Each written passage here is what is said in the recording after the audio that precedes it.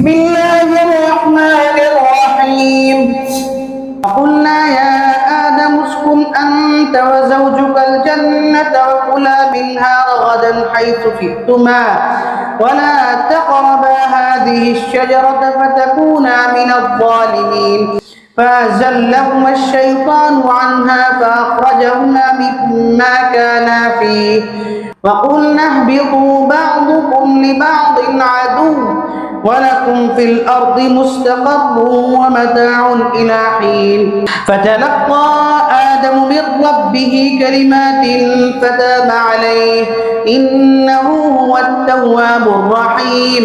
قلنا اهبطوا منها جميعا فإما يأتينكم مني هدى فمن تبع هداي فلا خوف عليهم ولا هم يحزنون والذين كفروا وكذبوا بآياتنا أولئك أصحاب النار هم فيها خالدون.